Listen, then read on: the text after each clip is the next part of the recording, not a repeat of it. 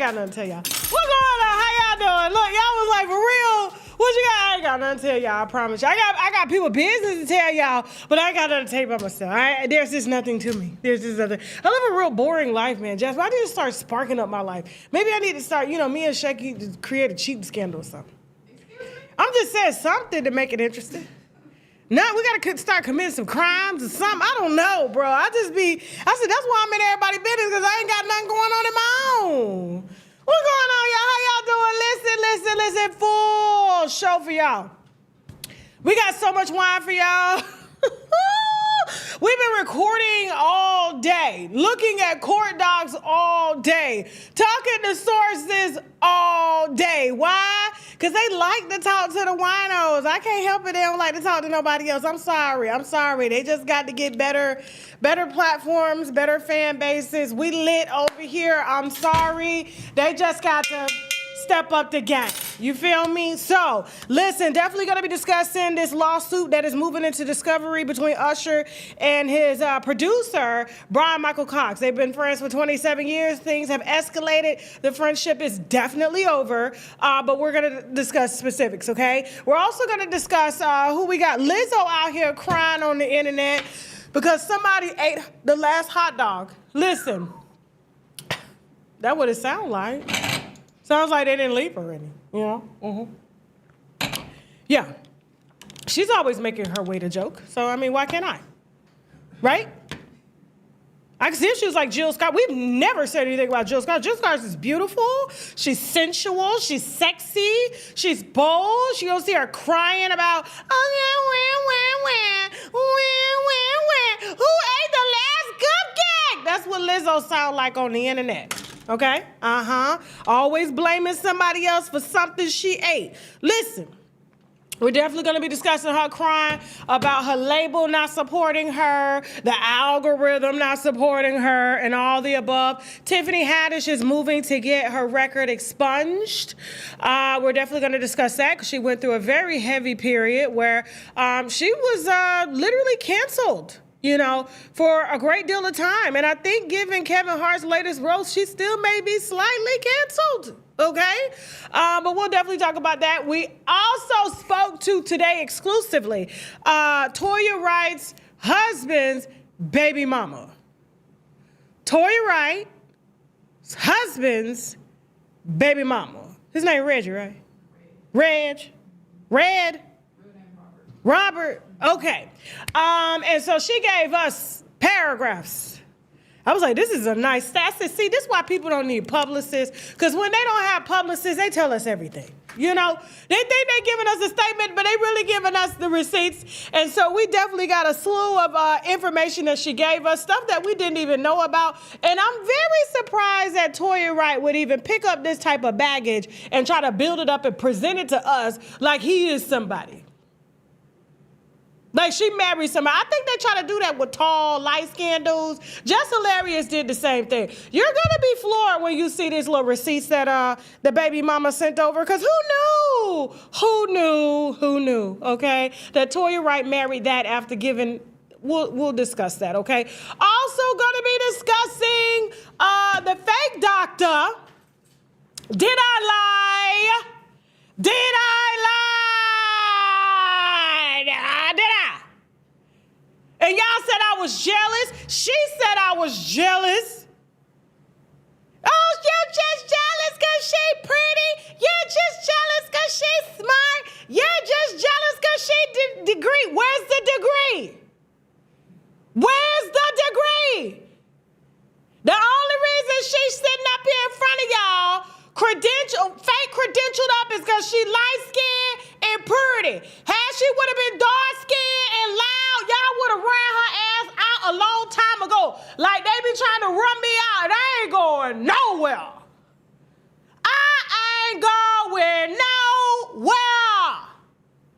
Oh, but Brooke Bailey called in. The call was supposed to only last 10 minutes. She had 20 minutes of exclusive wine that she wanted to tell y'all. And I like that she gave me my flowers on this. She said, Tasha, you said that a long time ago. We've been watching. We've been sitting back in Hollywood watching you unfold this. And you said something that we already knew. And so she's going to exclusively divulge that from what she saw with her own eyes when she was on Basketball Wives and when she was passing up Cheyenne, Bryant in the streets. Like I said, had she would have been dark, light-skinned, and loud, y'all would have been there, ran up out of here.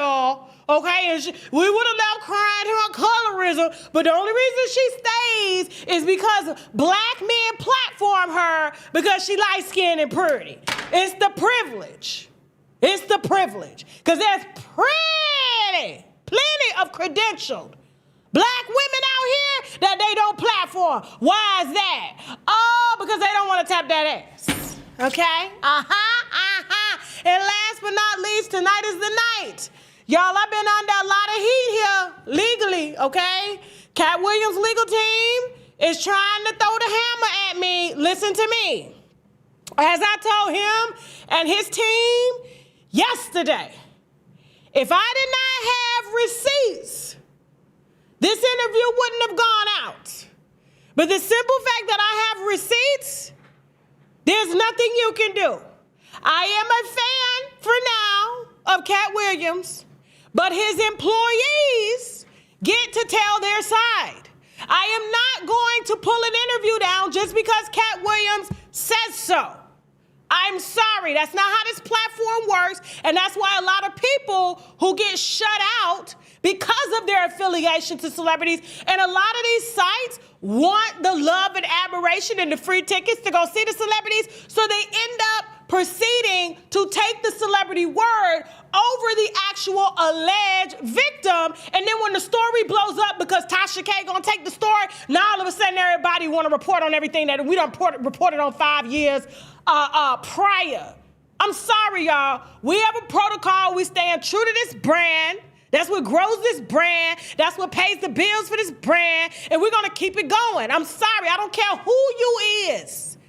Bro, I wouldn't even care if you was my daddy. Touch somebody, do something bad. I'm putting you out there. It is what it is. Now, Trinell has a right, the bodyguard, to tell his story. We are going to exclusively air that story tonight. Despite, who is this?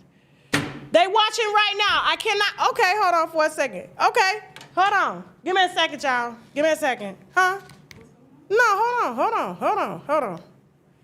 on.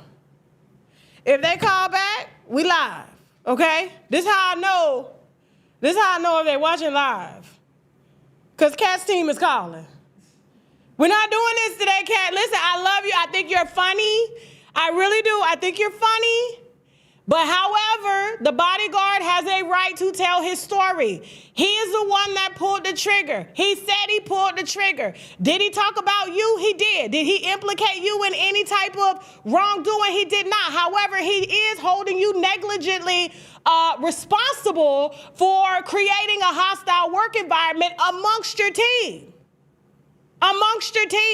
So that's a civil matter. That's not a criminal matter. Do you understand me? So please tell your team to stop calling me while I'm live right now, okay? We got receipts to produce and we got an interview to run tonight. Now let's go ahead and get our story started. What do Wano's talking about in the chat, y'all?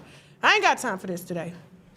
I don't do that. I don't do no favoritism. I don't like that. That's the problem now. That's why everybody be doing what they doing. Because I'm reporting things they don't want out. I get it, guys. But listen, it is what it is. There's 3, 4, 5 sides to a story. And I'm not a celebrity hoe. I'm just not. Everybody's like, oh, she does this because she wants to hang with them. Bro, I got everybody number. If I wanted to hang with them, trust me, they would be excited. It's the other way around. I really enjoy what I do. I really enjoy providing a platform to tell stories from people who were being silenced by mainstream. Tell me why Trinell's story hasn't gotten mainstream coverage. But guess what? We're mainstream now. We're here, all right? Thank you so much, Jasmine. She says she liked my my lipstick, okay? But listen,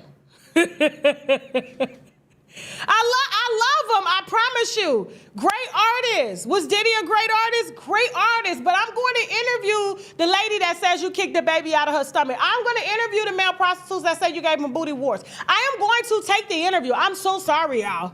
I'm so sorry. I have to. I have a due diligence to the winos. Usher and Brian Michael Cox, their case is moving forward. I don't know if you know, okay? Usher sued his longtime friend and producer of 27 years, Brian Michael Cox, along with another gentleman who will remain nameless. I guess we can put it out there. You know what I'm saying? Brian Michael Cox produced You Got It Bad, Confessions Part 2, all of that. So he is the guy. I mean, I think, honestly, he probably feels that we wouldn't love Usher as much as we do if it wasn't for his production skills, which we can argue that. However, business is business, bro, okay? And had you would have messed up the Confessions contract, he probably, you know what I'm saying, if Usher didn't, go through and not pay you, if he didn't pay you for that Confessions album and he went off and made millions, you would be suing him too. So why are you upset that he's suing you and trying to put a 27-year friendship as the barrier, as to say, how dare he? Come on now, Brian. Come on, all right? Now, in late 2024, Brian Michael Cox, a 27-year creative running mate and producer on Burn, You Got It Bad, and everything, pitched Usher on a Buckhead restaurant lounge project called Homage ADL. I'm giving you the facts of the case, all right? Planned for the old Ocean Prime spot. I remember that spot. You remember Ocean Prime? Yes, okay. At 3102 Piedmont Road with a $6.3 million price tag. Woo! Okay. Now, the group behind it, Brian Michael Cox, songwriter Keith Thomas with Good Look Entertainment, and businessman Charles Hughes, United Artists LLC, and an entertainment attorney by the name of Alcide Honore, doing the legal work. They formed the UAF LLC to buy the property. Cox Team Idris LLC was also in the mix, okay? And so this was a collaborative deal to go in to buy this spot and create a spot, paying homage to Atlanta. And what better way than connect somebody like Usher to the project, since, Atlanta is, Usher's, he branded it with Jermaine Dupri and all those guys, So here's the thing, the money move. Now, Usher turned down being an equity investor. Equity, which means if they lose the money, he's shit out of luck.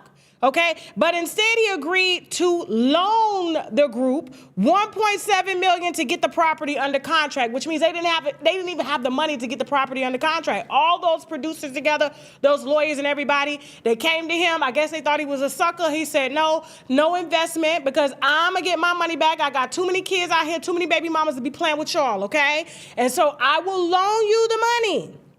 All right, to put the property under contract on January 8, 2025, he wired it into Honoree's attorney trust account, which under Georgia law is supposed to be locked down and used only for the stated purpose. Now, where it fell apart months ago, the property never gets purchased, even though he sent the $1.7 million on a $6.3 million property in Buckhead. Summer of 2025, Usher asked for his money back.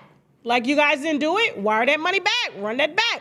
August 2025, he gets $1 million returned, okay? The remaining $700,000 vanishes. It's gone. Untraceable. Now, the lawyer allegedly told Usher's team returning it was not that easy because the funds had been used for other purposes. Now, purposes, Usher says, were never explained. And in another call, the lawyer reportedly said the money went to a title company but produced zero documentation, okay? Now, filed on November 4th, Fulton County Superior Court, 7 claims, $700K per claim, $4.9 million in damages plus interest, fees, and punitive damages. And you do know that Usher is a creditor-friendly state, so Georgia is a creditor-friendly state, so they are going to get their money, okay? Believe that. Now, here's the thing. Brian Michael Cox Went straight to Instagram. I just had to state the facts of the case, you know what I'm saying? Because I don't want these lawyers and stuff trying to, oh, she misrepresenting. No. I got the documents right here, okay? I got the documents. I can be like a news company, and you know how they be looking down on CNN? And they, you know, and they people be telling them in their ear, and then they come with, I can come with my opinion now because I'm not a journalist. So here's what I'm going to say. So here's the thing. So Brian Michael Cox went straight to the Instagram to say, oh my God, why would my friend do this? We got a 27-year friendship. If you had a 27-year friendship, you would have told that man to give Usher his money back. That's what friends do. You brought those men to Usher. Usher said, I can't do this. I don't trust y'all.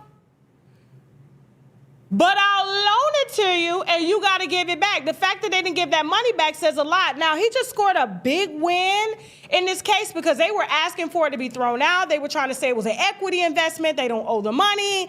Usher made sure he got his contracts tight and right. Discovery is moving forward. Brian Michael Cox is still on Instagram crying or whatnot about how could Usher do this? We supposed to be friends and blase. Listen, like I said, what friends got to do with my money? What do friends got to do with my money? And like I said, if the shoe were on the other foot, and Usher didn't pay you to produce his album but went on to make millions of dollars, you would have turned around and had his ass all up and down the court looking for your money. And you know what else this says? Like, and I'm gonna be honest with you, and we're in a climate right now where it is hard for honest Black businesses to really make money and to create businesses because we're deemed, one, they don't take Black businesses serious. Two, Black folk won't give the same respect to other Black folk that they would to white folk, okay? And three, everything in Atlanta, LA, it's all a scam. That's why Atlanta got the name Scamlanta.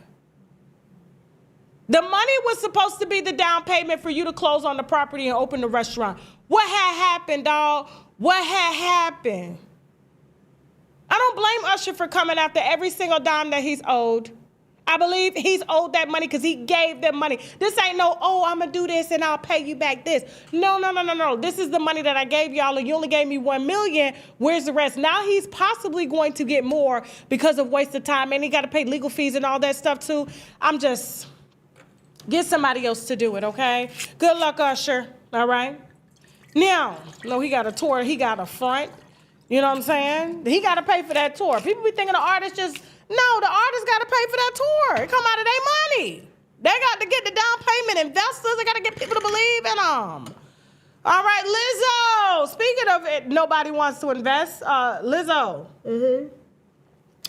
I got to say this about Lizzo, and I want to say this before we get into this commentary because I don't want people to think I don't like Lizzo. I think Lizzo is an amazingly talented artist. She can play the flute. You saw her on the roast the other night. It wasn't funny, but she got to get a check. She tight right now. So she came out with the midgets and, you know, trying to roast Kevin Hart and, you know, had the flute and she had prepped material or whatnot. And I'm going to be honest with you. I finally watched the roast in its entirety. The only 3 acts that I laughed at was Chelsea Handler. Who else? Is it Cheryl Underwood? And Katt Williams. Those are the only 3 that I laughed at. Everything else seemed forced. I didn't like the jokes. They were all too racist or whatnot. I like how Cheryl Underwood brought it home. But I hated that he used a lot of celebrities that weren't comedians because it was like 3.5 hours too long and probably an hour's, I wouldn't even say an hour's, 30 minutes worth of content was funny. That's just my opinion, okay? Now, back to Lizzo. I think Lizzo is amazingly talented. Lizzo has the type of music, had the type of music that was timeless, which means I was sitting in a restaurant the other day. Shaq didn't even know it was Lizzo singing the song. I forgot what song it was. But she had on this like green sequence outfit, like bodysuit and stuff in the video. I forgot what it was. But anyway, he was like, Lizzo sing that song? I was like, yeah, Lizzo really is that artist. A timeless kind of happy music, classic artist. It doesn't matter what your weight looks like, who you look like. She just has a universal sounding voice. But I think with her trying to fit into certain genres, like the rap girlies and, you know, legs spread wide on Twitter, you know, just and G-strings on, it's like, it's giving Sam Smith. I remember working at True Food Kitchen, and I was a manager at True Food Kitchen in Atlanta, and Sam Smith came in there, and I remember it was nothing but little white girls surrounding his table. Oh my God, he's so handsome. This is when the original Sam Smith came out, but then when he transformed into the thong, into the patent leather, it was like, oh my God, and his music hasn't sold since. This is what Lizzo has done. She has put this, I don't know, this obscene body positivity campaign above her music, and now she's on the internet blaming the label, blaming the algorithm for music that we don't want to hear because she spent the last few years pushing her body on us instead of pushing timeless, classic music. Go ahead, Jasmine. I don't know, but I'm crashing out on my label right now because I just really, like, I don't know. I feel like there's not any marketing money being put towards all of my ideas. Like I had an idea, we had a meeting a month ago with like a bunch of incredible ideas. None of them have been implemented. I text them weekly things that I want to see done in the digital space and ideas and things I want to make. I don't see them get done. I don't see them. And it's just, I'm starting to really, really, really feel down about it because it's like I feel helpless. It's like, what can I do? What more can I do? You know, I've been on TV. I've been like posting every day. She's like, what more can she do? She's been on TV. She's been hosting. You've been doing everything but singing. Everything but singing. Like, I got to give Beyonce credit for this. That's why a lot of her other business ventures don't work, you know? And the only reason Sacred is working is because her mother's, you know, 200-year ageless potion, you know? All I'm saying is, like, when you do everything else and you divide your time between what you are good at, guess what? That's going to take precedent over what you're really good at. So we don't even remember what you sound like. Go ahead. Hey, I be posting to the songs. I shot 2 music videos, put them out.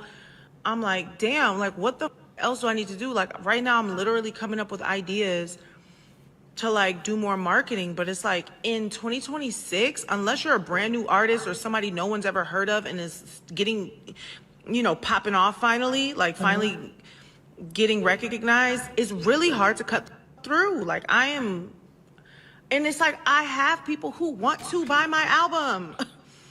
But how they gonna buy it if they don't know if it's for sale? And so it frustrates me. That's what's happening. Like I post on this page all the time and it doesn't even reach the people who are trying to see my content. It's actually driving me crazy. I actually don't know how much more of this I can take. Oh, Lizzo. We don't know. Well, we were saying the same thing when you was cross Instagram and Twitter naked. When we said we don't know how much more it is. I remember Jasmine used to get upset when I used to do stories on her like, Tasha, please. And Jasmine loves women. She thinks women are beautiful, but she did not want to see Lizzo in that way. Like I said, do you even remember what Lizzo's voice sounds like? Exactly. She made music that crossed over to white folks, bro. You made it. They the only ones going to concerts out here. Okay? We looking on Groupon. Go ahead, watch. She's still upset. Now she blaming it on, who's she blaming it on? The algorithm now? Come on now, algorithm. Hi, I'm Lizzo. I have an album coming out in 23 days, and I bet you nobody even knows that. I'll tell you why. Full disclaimer, last time I made a video like this, I got some hate on the internet because people were like, oh, she's just mad that she's flopping.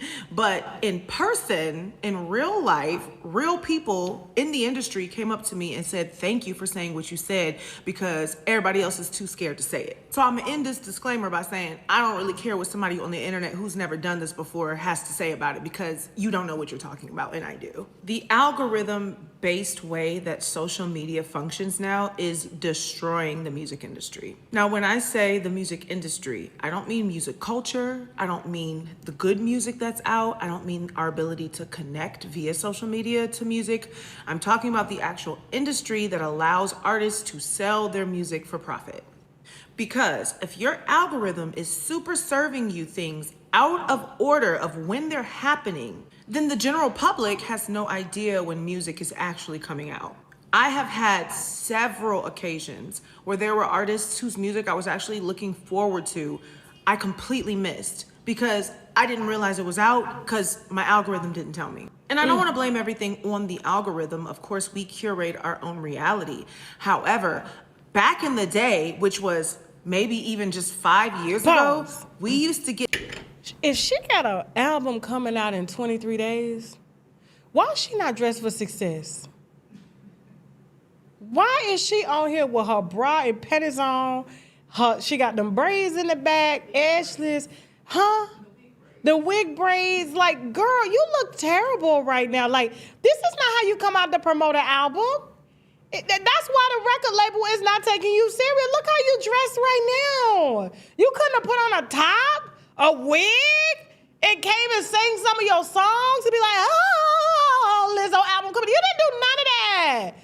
You out here arguing over who ate your leftovers in the refrigerator. Keep it going, Jasmine. I'm tired of this.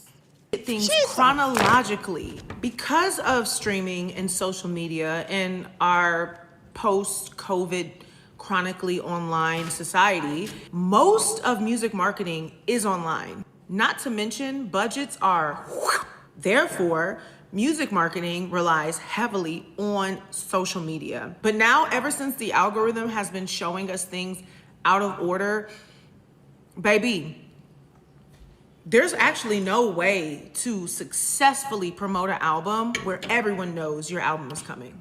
Now, we got this. Thank you, Jasmine. We on the same page. Didn't we get this PSA? So if we got this video in real time, what makes you think you couldn't have used that same energy to say, here's my music? You spent 2 whole videos fussing at Instagram about the algorithm, something we all going through.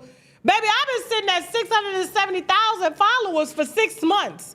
It don't move, okay? Facebook is doing great. We do numbers. TikTok is doing okay. But YouTube is doing amazing. It's just the nature of the algorithm. But if you want to come up here in your panties and your bra, say, buy my album. Shit, you saying all that? I'm just drop the album. Be quiet and drop the album. Damn. My mama would have killed me, bro. My grandmama, them, you don't ever get on the internet looking like that. Not like that, not to promote nothing. You want us to buy tickets to that? No, ma'am. No, ma'am. No, ma'am. What y'all think? Y'all waiting on Lizzo album, though? Y'all want to hear it? Like, here it go. Huh? Y'all somebody that ain't good? Huh? Hey, please, guys, make sure that you are subscribed to this video. Check and make sure your subscriptions are on. You know how YouTube is always conducting like rollbacks and all that stuff. It's cool. Make sure your subscriptions are on for us. That would be greatly appreciated. Is also liking this video. I do know majority of my fans watch me on TV. I know that, okay? I watch YouTube on TV, so it is hard for me to like videos. I get it, but please help us out, okay? All righty. Y'all said y'all ain't looking for it. Not at all. Okay. All right, y'all. Tiffany Haddish. All right, before we get to Toya Wright and her husband being blasted by his baby mother, and we spoke to her exclusively. Cheyenne Bryant being out exposed by Brooke Bailey. Okay, so we saw that she said something about Cheyenne Bryant in an Instagram post regarding her time on Basketball Wives for like 1 or 2 episodes. And so we called up Brooke, we know Brooke. And Brooke gave us a full detailed report on what had happened back then when she knew Cheyenne Bryant was not a doctor. Okay? I try to tell y'all don't be knowing that I be knowing people. And that's the reason why I know what I know is because I go to the people that know these people. Okay? Okay? So you can say it's fake news all you want, dog, but We up 99-1. 99-1. 199-2, because, you know, the Ashanti information was half right, half wrong, you know. She really spun the block. She had to, you know. So, but the baby situation, you know, I was told that I couldn't say nothing about Nelly not taking care of his special needs baby.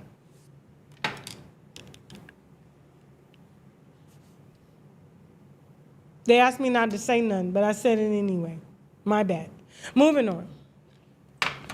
All right, Tiffany Haddish is trying to get her DUI expunged. She says that it is causing her to miss opportunities. She also saying that she can't get, like, well, same thing. She can't get jobs and stuff like this, and she wants it expunged. And here's the thing. While I'm all for, yes, forgiveness or whatnot, but she had a couple of them. It was like, I think like 3, if I'm not mistaken. Like, girl, you don't get 3 DUIs expunged. Like, that's a habit. That's an addiction, okay? And I get it. She's clean now. We have seen, have you noticed since she's been clean, we haven't been seeing the I'm carrying the fried chicken of Tiffany Haddish. We haven't seen her out yelling, acting crazy, wearing the same panties and stuff to the, you know, to the award shows 3 days in a row, same panties. We have not seen a shucking and jiving, cooning type Tiffany Haddish. Have you noticed that? It's been very quiet, hasn't it? Very quiet, very classy. She's beautiful. I'm looking at her. I saw her like a Sports Illustrated shoot, gorgeous, eating down. And I'm like, this is the Tiffany we like. And she's doing shows on cruise boats. She's doing shows at casinos. She's really selling out herself. She's on her own tour. And so she wants to be uncanceled completely. And, you know, when they run background checks, you have moral clauses. We talked about this moral clause in detail when it came to why Kevin Hart was actively trying to sue me, because he has a moral clause that he signs with these big corporations that morally he will behave. Nothing scandalous can come out. You can't go out here and get arrested. You can't go out here and get busted doing cocaine. You can't do none of that shit, DUIs. Remember, all that stuff was going down, right? And so with her, it's the same thing when you work in Big Hollywood. And remember, Kevin Hart was the one that put her in Big Hollywood. And according to Tiffany Haddish's best friend, I have that recording that I never put out. The ones kids that she used in that video with Aries Spears, and the kids had their legs open and stuff. She didn't even tell the best friend, according to the best friend, who still has her in court, about, you know, exploiting her children. And after she exploited her children by putting their legs up in the air with their panties on and stuff like that, they was underage and didn't get signed consent from her best friend to do that, her career skyrocketed. Or it could have been after she allegedly slept with Kevin Hart. One or the other, did it? One or the other. You guys know there's Illuminati? We can confirm that now. At first, I was like, there's really an Illuminati? Yes, Jeffrey Epstein, all of those guys. You know, yes, there's a whole underground network. It's called, to me, it's kind of legal. Trafficking, whatever. But they use these little rituals and stuff to do that. But Tiffany took a hit. When that happened and that video was up, she took a hit. Aries Spears took an even bigger hit. He had to go work for Vlad TV. Come on now. Come on, Aries Spears went from comedy to Vlad TV. That's how bad he took a hit. Tiffany, because she's a female, it's a little bit more forgiving. A woman can't be a predator. The hell they can't. Okay? The hell they can't. I just interviewed, there's one interview on our 3rd channel, because you know we got the Why Am I Single episodes. It's not out, but you know the one I'm talking about. One of the guys had talked about an older lady, you know, fondling him. That's going to be out, what, next week? Next week, okay? Make sure you subscribe to my 3rd YouTube channel, Transrena. Yeah, like I said, Transrena. That's my name, and I'm sticking beside it. Now, y'all was like, I know damn well where'd you get this name from? My grandmama. My grandmama. And I was ashamed of it for a long time till I found out what it meant. So deal with it. But anyway, so yes, women can be, you know, predators. Now, was she a predator? I don't know. I'm not going to say that. However, had you would have took my children and put them in a video like that, oh, Tiffany, bro, I would have snatched the mole off her face. I heard moles don't stop bleeding. Oh, I would have permanently scarred her face. She wouldn't have been able to work confidently in Hollywood. Oh, no. Oh, no. See, I ain't wrapped too tight, y'all. For real. I need help. I'm getting help.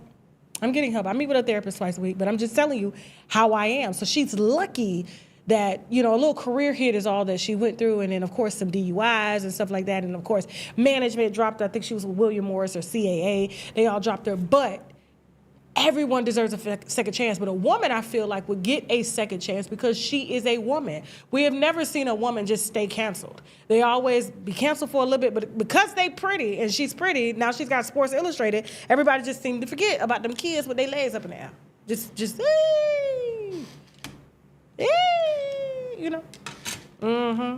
But anyway, so she wants the record expunged. And like I said, I just don't think it's going to help because if she was uncancelable completely, Kevin Hart would have allowed her to speak during that roast. I don't know if you noticed during that roast, he let everybody speak but her. Moral clause. They all have to sign them. They have to be good, upstanding, morally right citizens, okay, in order to grace this stage. And he let us sit on the stage, but she couldn't speak. And if you notice that, I said, why does he have Lizzo up there doing comedy and not Tiffany Haddish? Why does Kevin Hart have Lizzo doing comedy and not Tiffany Haddish? Who said? And as long and I'm not trying to hate, like for real. Put the comments up for a second before we get to this Toya Wright story and Katt Williams story and whatnot. But like y'all, for real, was the roast 1 out of 10? We're talking about 3.5 hours. The only 3 acts that I liked out of all those people that came on the stage and talked and spoke was Katt Williams, Chelsea Handler, and Cheryl Underwood. The rest, tell me, 3.5 hours. Let me know.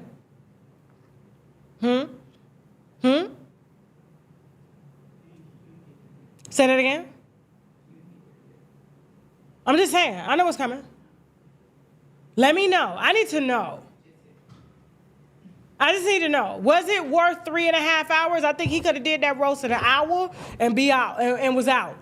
I said, if they was recording for 3.5 hours, that means they was there for 6 hours prepping for production. She didn't say shit. Nothing. Okay? Soft launching her back in, that's not a soft launch. That's a sit your ass down and be quiet. Don't you talk when these white folks is talking to me. And that white boy that he had hosting was terrible. Tiffany Haddish is a host. She would have ate that up.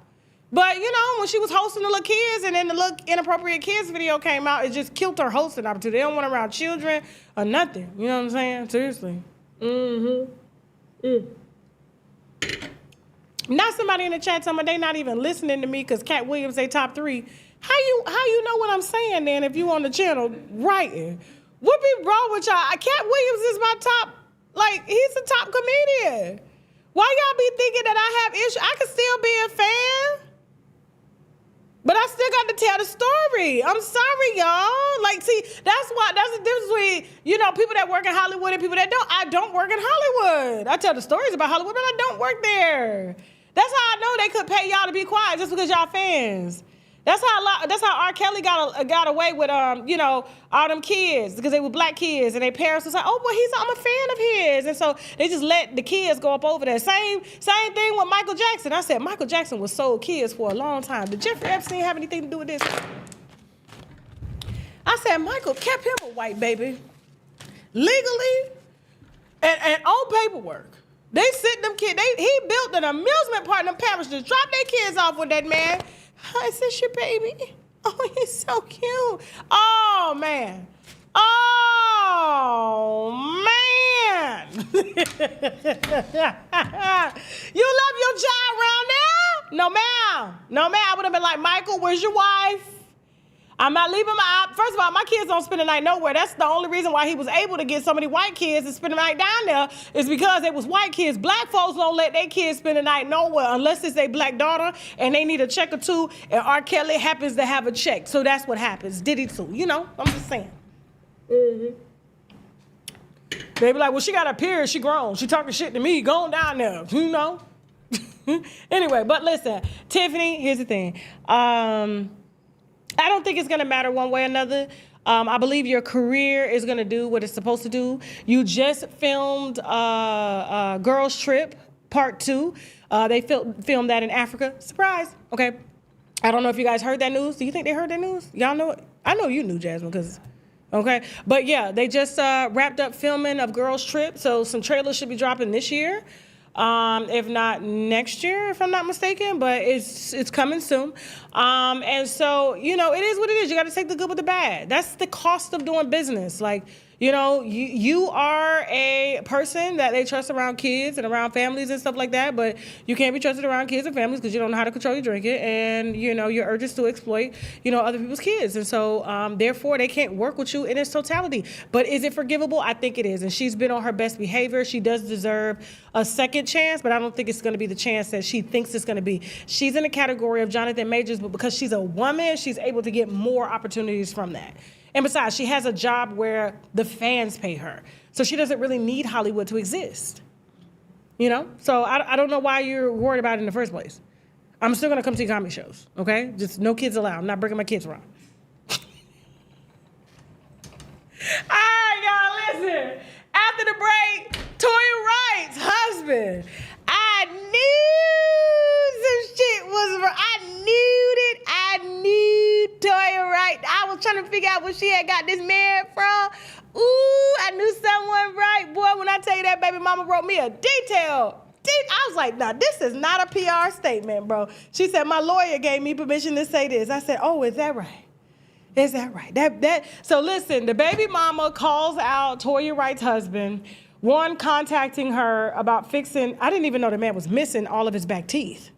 My God, okay? And so apparently he has some outside kids. But we only see one on the internet, okay? And so we're gonna discuss who Toya Wright really married, okay? And after that, we're also going to be, man, I gotta get going. We got a lot of content.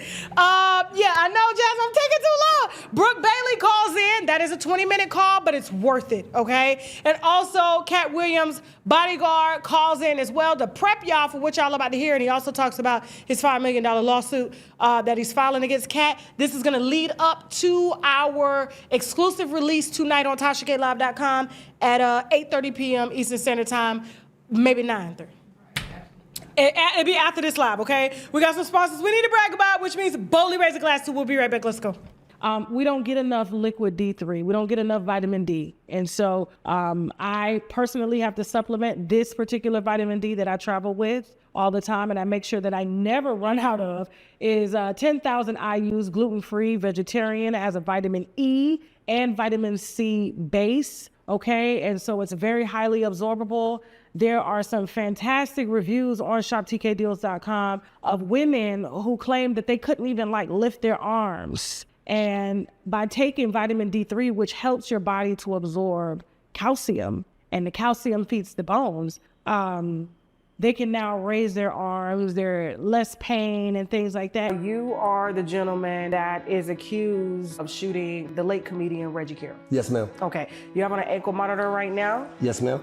You said you pay $350 a month for that ankle monitor. Yes, ma'am. No indictment has been made against you yet. No, ma'am. The shooting happened over 8-9 months ago. He snorted the lines in front of me, and he was up for 3 days without going to sleep leading up to this event. Your brain is the best weapon that you're gonna have. So my brain was telling me to run away from him all those previous times. And y'all still questioning who the bad guy is? How did you manage with him having a gun to you to get to the gun that you said was by the fireplace? I didn't have to travel to it. It was already right next to me. I was approximately the exact distance you are right now if you needed to grab something that was leaning up against here, a broom. You see how long my arms is? Check this out. You notice it went past this? Yeah.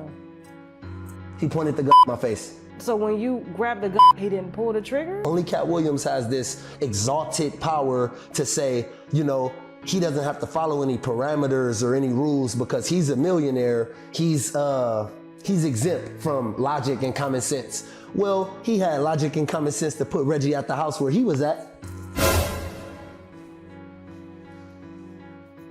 They're saying that Katt ordered you to shoot him. This was intentional. Y'all set this up. They're saying that he was actually shot on Katt's main property and moved to this particular address when it went down, okay? And his body was left there for multiple days, found unresponsive, and nobody is saying anything. This case with Reggie Carroll, with the when Reggie was shot with the shot. Is it a murder?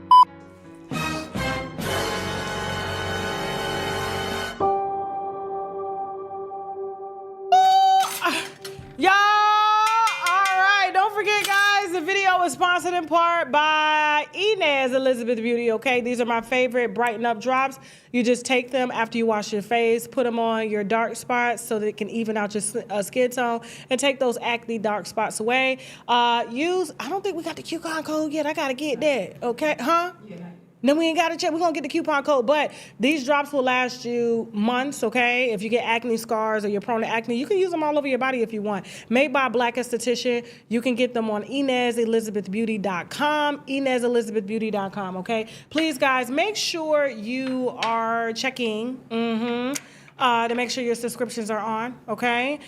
Please, all right, so make sure you're subscribed and make sure you like this video. And don't forget, we are also sponsored in part by my favorite body oils. Y'all be buying these up, okay? And so we got the Georgia Peach Body Oil. That's what I use on my skin. As soon as I get out of the shower, what I do while my pores are open, I take this body oil and I rub it all over my body. My body smells like Georgia peaches all day because you're putting it in your pores, all right? You can use it all over your body. Just don't put it inside because you know it could throw off the pH balance. You don't want that. But let me tell you something. This is one of the best sellers on the site. There's many different flavors, and trust me, put this around your area, your hubby, or whoever it is that's licking down there, gonna thank you later, all right?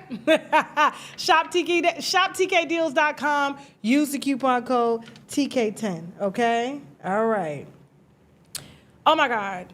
I'm sorry, y'all. Arguing with Katt's team. Like, soon as I went to break, here they go. Child, calm down. Calm down, okay? Calm down. Anyway, they got to wait for the interview to come out like everybody else, all right? Then after you watch the interview, then cease and desist me. You can't cease and desist me, you ain't seen the interview. You see what I'm saying? You can't do that. And I told him, like, listen, I will call you if I feel I need to talk to you. If it's anything that I feel that's going to damage your brand, I will call you and let you speak out. I don't think this interview is going to damage his brand at all. At all. He's Katt Williams. He's loved, all right? But the BodyGuard has the right to tell his story, okay? Now, despite the civil claims that we're going to discuss, that is between an employer and an employee. An employer and an employee. That's not going to infringe on anybody's brand at all. People are still going to come to your shows just because you got, employees making complaints. Welcome to America. We get to do that, okay? We get to blame our bosses and go to unemployment and still get paid. Okay? Okay. All right. So, here we go. Talking about they just want peace. What I got to do with that? All right, I'm literally looking at it. Okay, guys. All righty. So Toya Wright. Now listen. Toya Wright is our loved rap princess wife. You know, married to Lil Wayne, pregnant at 14 in middle school. I think she was actually a little younger than that. I saw the photo. I was like, oh my God. I remember seeing those girls when I was in high school. That was scary to me. You know, I would be in 7th grade or even I saw a girl pregnant in 6th grade. And I was like, by another 6th grader. I said, get the out of here. Pregnant by another 6th grader. Toya Wright looked just like that, you know what I'm saying, when she was married to Lil Wayne. But a lot of people congratulated Toya when she, married Red, okay?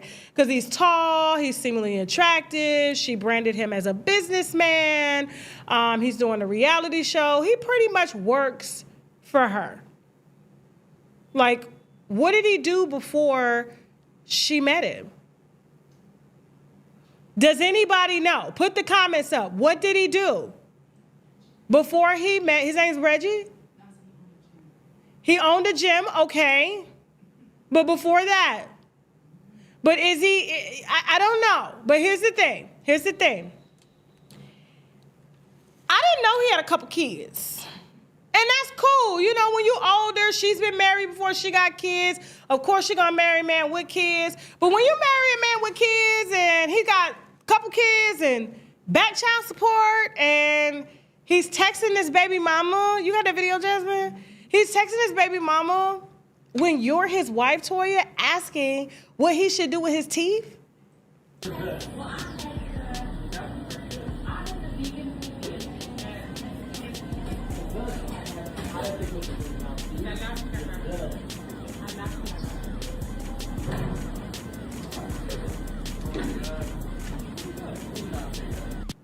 Toya, why is your baby daddy husband texting his baby mama who's a dentist? Open it up for me. I can't read those texts. They're too tiny. What does it say? He said, can I just what? Can I just pull this out? If you pull that out, sir, you ain't gonna have no more teeth. He asking his baby mama, okay, can he just pull it out? Her name is Angelica Torres, okay, beautiful woman. She kind of looks like Toya a little bit, you know.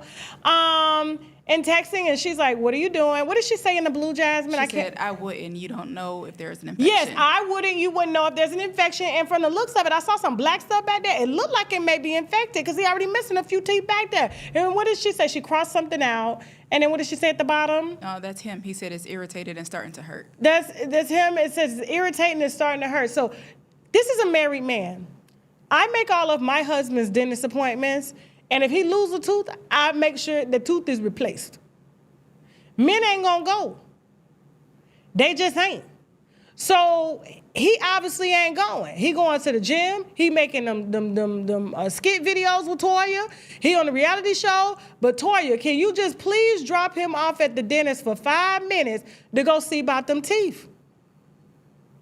Why is he calling his ex-baby mama up to ask her what he should do with his teeth, baby? If you got an infection, you need to see, your wife need to see about that. So, things escalated, of course, and took a turn. So she came out. So apparently, not only does he have a baby mama, okay, but he's also behind on child support. Who knew?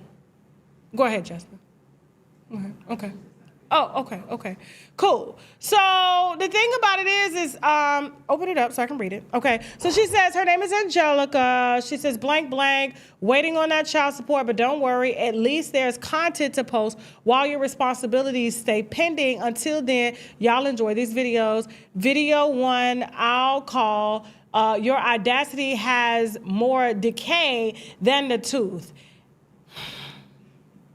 If I was Toya, all them videos she be saying she gonna do or what do, like, I would take a drill and some pliers and pull out those teeth myself. What you spinning the block for, bro? What you asking her to fix your teeth for, bro? And I'm right here. If I don't want your teeth fixed, they're not getting fixed. Now, she says that he was behind on child support. So we reached out to Angelica, and she gave us an exclusive statement, okay? Let me go ahead and get the breakdown, okay? She also gave us the 149-page docket on their legal issues and child support issues, okay? Now here, hold on, let me get it. Hold on. Tiffany sent it to me. Where is that? Where is that? Yeah, re-forward it to me. I got all this wine in my email. Lord, please don't let my email get hacked. Please don't. I know, but it's too much stuff up in here. This is where the bodies are buried. Where the body's buried. Where is it? You sent it to me, Jamie? Okay, hold on for a second. Jamie sent it to me. So we reached out to the baby mama. She gave us an official statement. She was slated to do an interview, but her lawyer told her not to because they have a pending case, child support case, as well as some other things going on. And so they didn't want her to say anything to incriminate herself like Katt Williams' bodyguard did. I mean, shit, I tried to tell him. All right. So, All right, so we reached out. She said she would do an interview, and then her lawyer told her no, to wait until after the case. So this is an official statement from Toya Wright's husband's baby mama, Angelica Torres. Okay, she's a dentist. She's not a side piece or anything like that. Okay, she says, good morning. Due to the case currently being active, I have been advised not to speak publicly on the situation any further. However, the case is a matter of public record for anyone who wishes to review it. For clarity, my son's father and I have not been together since our son was 5 months old. Okay, so she wants to make that clear. We were together for approximately 7 years. Our son will be turning 12 this month. My actions have never been motivated by resentment towards his marriage or personal life. She says this has always been about principle, consistency, and accountability regarding child support.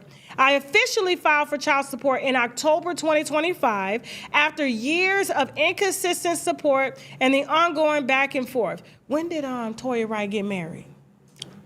This sounds like when Toya put out that expensive wedding is when the child support got filed. That was a nice wedding, and it wasn't too long ago. When they got married, child? Oh, they was in 20. They had the wedding in 22 too. Oh, okay. So she gave us some time. All right, so she says so she filed back in October after years of inconsistent support and ongoing back and forth. There is currently an active child support case, we do have that case, as well as a restraining order in effect through August 2026. Okay, and I was like, why would they have a restraining order? Now, here's the thing. This is where it gets thick. She says, per the current temp order, our son is with his father from 6 p.m. on Wednesdays until school drop-off on Thursday morning. That's less than 24 hours. Once a week, okay? As well as every other weekend, that's it. Our case was originally scheduled for final mediation in January 2026, but was rescheduled to April 2026 due to the delays related to non-compliance with required court proceedings by the defendant. So he's a defendant. Apparently, she's saying that he hasn't been compliant and has been stalling. The matter has since been further delayed due to the failure to provide required discovery documentation. As a result, court costs and attorney fees were awarded to my legal team due to continuous delays from the defendant's behalf, which is, Mr. Russian. Even with a temporary child support order in place, support continues to be paid inconsistently and at the defendant's discretion rather than in accordance with court expectations. These issues were addressed privately multiple times over the course of several weeks prior to this post. However, the other mothers and myself were repeatedly met with the responses such as, I don't have it.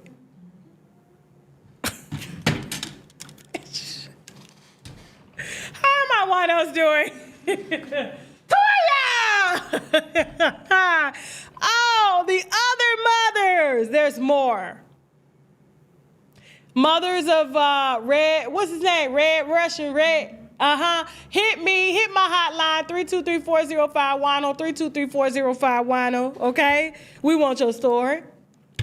Now, she goes, I apologize to him for my behavior yesterday. At the end of the day, it unfortunately felt as though the only thing creating urgency surrounding child support obligations was public accountability and concern surrounding public image, okay? Since the post, the child support obligations have now been brought current, okay? Not only for myself, but reportedly for his second oldest daughter as well. She said, thank you to social media for that. She also goes on to say, she said, wait no more LLC. So that's his gym making a transfer after he brought it publicly. And of course, Toya has a brand, so he sent that money quick, fast, and with a damn hurry. So one thing about us mothers, including his wife, she's talking about Toya. Okay, exclusive. All right, I have no ill wills towards Toya. She is a great stepmom and makes my son's father better. We are solid women, regardless of the circumstances. We are going to make sure our children are protected. Okay, cared for and provided for. Because of this, it created a lack of urgency when it comes to his financial obligations to his other children, because at the end of the day, the mothers have consistently stepped in to make sure nothing falls short for the kids. Toya, where'd you get this man from? Toya, why was you taking this man with no teeth? Why would you pay for a high-priced wedding in 2022 and this man's teeth falling out? Maybe he don't have it because he got to call his baby mama. Hopefully he can get a free dental appointment via FaceTime video.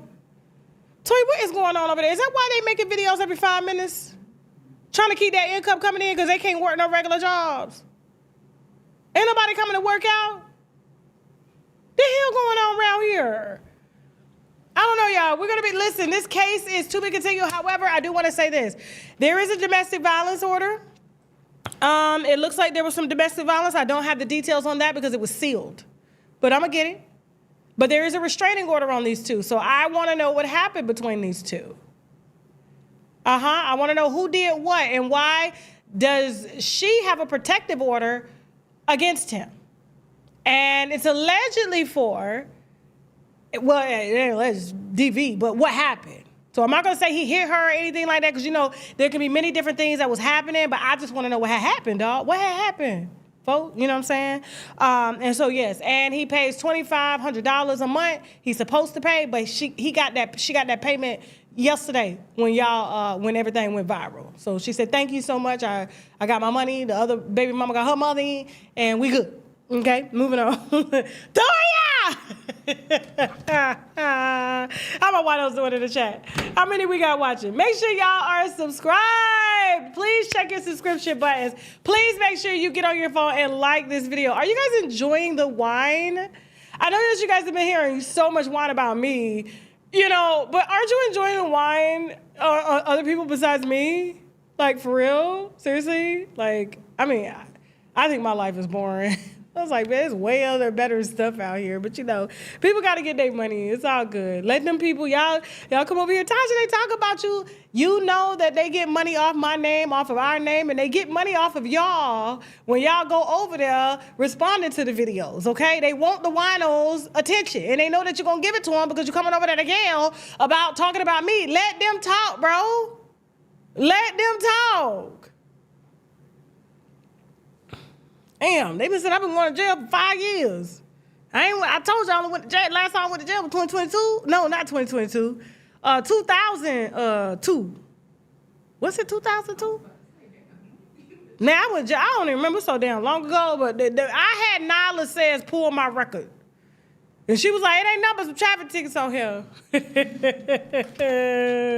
All right, y'all. So the fake Dr. Cheyenne Bryant. So here's the thing. I ain't even got nothing to say when it comes to this. I'm letting her co-workers talk on behalf of her out here lying and grifting. I'm just finally grateful that they finally come forward to verify the information that I put out to y'all, you know, the last couple of years. And so, you know, you guys got to understand, we're the type of platform, we get everything first. And then they get it last, and then they make all this viral content. We are an exclusive, like, membership of winos that just share the gossip before it gets big, okay? So just consider yourselves special, all right? So without further ado, I give you Basketball Wives, former cast member, Brooke Bailey, discussing her relationship with Cheyenne Bryant over the years. Let's go. So I saw you respond regarding the fake Cheyenne Bryant doctorate, diploma, whole fiasco. And you and Cheyenne go way back, don't y'all? You know, when I first met Cheyenne, it was, I want to say back in the 2000s. I can't remember if it was after I filmed Basketball Wives in 2012 or if it was before that, but it was somewhere around that time.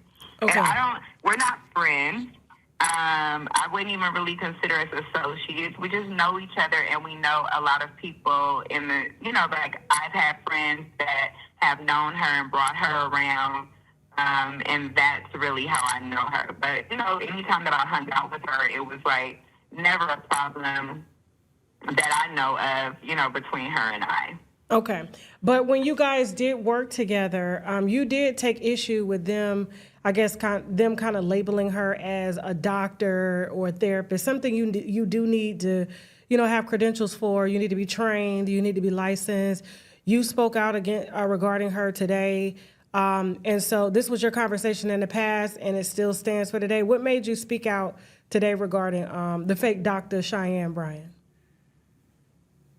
Well, I actually spoke out yesterday about it, and my first time speaking out was about 2 years ago when we were filming the season of Basketball Wives, and I just knew that she wasn't a doctor, not a licensed doctor, and when everyone, all the other cast is calling her doctor this, doctor that, and I'm like, I'm not calling her a doctor because I know she's not a doctor, and not because I'm trying to discredit her or I didn't like her. It's just like, I know her, And then I didn't know that because I had already said that I was not calling her Dr. Cheyenne Bryant, it wasn't an issue as far as production went. But I didn't find out until we were filming. At some point, my castmate Brandy told me that production had came to her and was telling her, don't use the term doctor. So that lets me know that, they knew too that that term was false.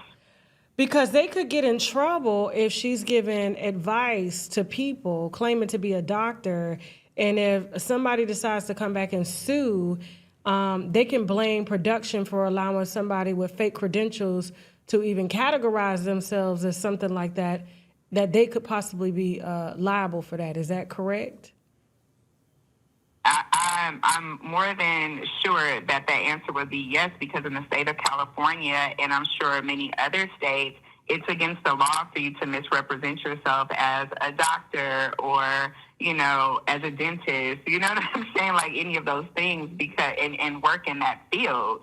So, and for me personally, I think the majority of people who have watched me over the years, especially these last few years, that I am an advocate for, especially our community, going to therapists and seeking help when you are in situations that have caused trauma or, confusion, or you just need guidance and coping skills. I advocate for those things. I also advocate because I have a very close family member to me for the last 13 years that I've been hands-on with, that, has needed medical help with therapists, diagnosis, medication, so on and so forth. And then, of course, everyone knows, I literally I was already in therapy regarding my divorce, and then that just went into grief therapy once my daughter passed. So I'm an advocate for people going to therapy and those things. And I feel like she just misrepresented herself at the event that people saw where her and I had a confrontation. I'm not sure if this was aired or not, but she literally was talking about, there was a woman there who had a son, and Cheyenne discussed the son and how she has been his therapist for many, many years, and he has mental health episodes, which I know exactly what that looks like because, again, I've been hands-on with a family member for the last 13 years that has mental health episodes. And when she's telling this story, I just kind of also felt like, as a doctor, as a therapist, you're not supposed to discuss those things publicly. If the mom wanted to talk about it, then I get it. You know what I'm saying? But that's it goes against HIPAA. I've been actively in therapy. This family member has actively been in therapy, and I've been an advocate for that for many, many years. And I think that, she is scamming people. So, yeah. Hey, I've been calling her out. I said the only reason I feel like she got a pass, I'm laughing at social media, first of all, because they quick to just believe anybody without them having to prove what they got to prove, right? And so I've been calling the lady out for 2 years. I know she been talking shit. Oh, she gonna slay me. Oh, she gonna debate me. Oh, she gonna take me down. And I'm just like, see, when you try to dig a hole for somebody, dig two, because you now in that hole. But exactly. I really feel like she wouldn't have gotten this far if she wasn't light-skinned and pretty. You know, she's a beautiful girl. She's really well spoken. And honestly, I actually had a conversation a couple years ago or a year or so ago with my castmate Brandy, and we were like, wow, like she really created a lane for herself outside of the show, because I don't think that a lot of people even realize that she was on the show that season, you know, except for a couple episodes. And I congratulated her, you know, behind the scenes, because I just thought that that was great for her. But when I saw even her doing these podcasts and talking about, you know, husband and wife and children and all these things like that she has not experienced yet. And I mean, you've even posted, Tasha, you know, her dating experiences with other people. And my first encounter with her, meeting her. Yeah. My first encounter meeting her, it was her having a situation with another lady that I know. So it's like, I was a little bit confused, but I'm like, okay, you know, I just feel like it's not fair to the public when you play on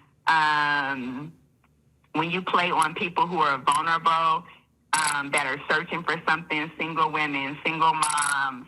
You know, they're looking for someone to help navigate them through these situations. And you talk a good game, you're a pretty woman, you're talking about your do's, your don'ts, what you stand for, what you won't go for. And they're hanging on to every word because they're looking for hope. And then that's not your truth.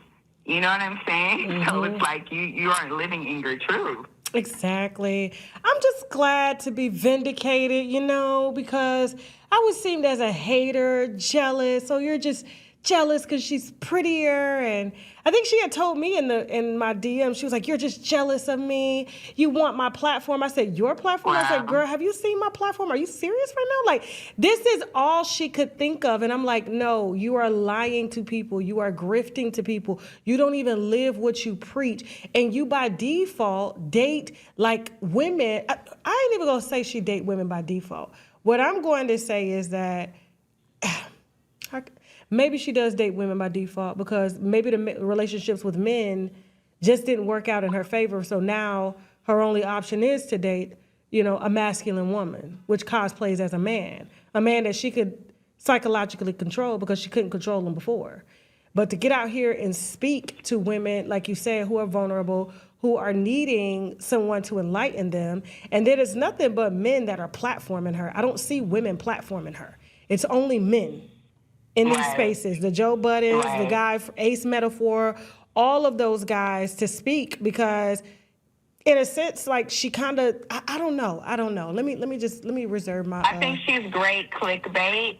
Yes. I think she's great clickbait because, like I said, she's very well spoken. She's a beautiful woman. Mm-hmm. She does make sense in some things that she says. I'm not going to just say she doesn't make any sense at all. She does, you know, but at the same time, you're just misrepresenting yourself. And at this point, if she would have just came out and said, you know what, I'm a life coach, like, I don't think that she would be getting all of the backlash that she's receiving now. And the same that happened to you was the same thing that happened to me when I'm the one who exposed that the college that she went, or the institution that she went to, closed down and that they lost their accreditation. I exposed that at the reunion. I also said, like, she's not a doctor, you know, she didn't earn that title by getting her license or her PhD. And I'm not saying that she doesn't have any certifications in other things. I'm not saying that she didn't go to college and get her degree in other things. I even saw an interview when she was saying that she was going to get hired at a university to teach law school, but I thought that you needed to have a law degree to do that. So I'm just like a little confused. It's like a whole lot of gaslighting, I feel like, that's going on. And when she gets defensive, she talks around you in circles. And, you know, if she's talking real fast, you're like how people talk really fast when they're defensive and they're lying and they're trying to get you to believe what they're saying. And their eyes get to blinking real fast. I notice hers. They get to blinking real fast when she's searching for it. I'm like, go ahead with it. But I've been saying she was a University of Phoenix graduate. She wasn't a doctor. She was gay. She didn't have any kids. She didn't have any experiences with marriages. You know, there was even more information I was given on her that, you know, and I don't have any proof of this. It's only from men that have dated her in the past that, you know, she dated quite a few of them at the same time. And you know how they label women who date multiple men at the same time. That's not deemed like, oh, you a player. They call you a hoe, you know, for doing that. So, yeah. So, like, it's, but I mean,